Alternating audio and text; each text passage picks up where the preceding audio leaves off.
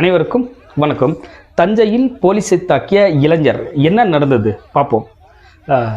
தஞ்சையில் விசிக கட்சி சார்பாக ஒரு ஆர்ப்பாட்டம் நடந்துட்டு இருக்கு. அந்த ஆர்ப்பாட்டம் எதுக்குன்னா, அந்த கட்சி தலைவருடைய பிறந்தநாளை முன்னிட்டு பேனர் இருக்கிறாங்க. அந்த பேனரை போலீஸ் அகற்றிட்டாங்க. அதனால விசிக கட்சி சார்பாக ரோடில் ஆர்ப்பாட்டம் பண்ணிட்டு இருக்காங்க.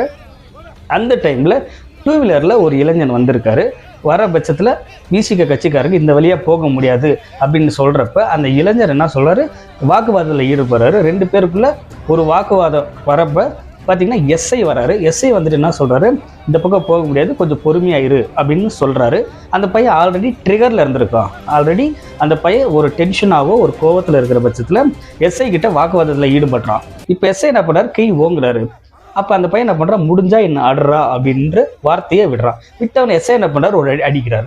அடித்தவொன்னே அந்த பையன் திடீர்னு என்ன பண்ணுறான், சற்றும் யோசிக்காமல் எஸ்ஐயை ரிட்டர்ன் அடிச்சிட்றான். அப்போ பார்த்தீங்க ஒரு கைகலப்பு ஏற்பட்டு அந்த பையனை அரெஸ்ட் பண்ணுறாங்க. அந்த பையன் பேரில் 6 வழக்கு போட்டிருக்காங்க. போலீஸ்னா சட்டத்தை காப்பாற்ற வேண்டியவங்க, பொதுமக்கள் சட்டத்தை மதிக்க வேண்டியவங்க. தவறு யார் செய்தாலும் அவர்கள் மேல் சட்டப்படியான நடவடிக்கை எடுக்க வேணும். யார் மேலே தவறு இருக்கோ தீவிர விசாரித்து அவங்க மேலே சட்டப்படி நடவடிக்கை எடுக்க வேண்டும் என்பதை பொதுமக்கள் சார்பாக கேட்டுக்கிறோம்.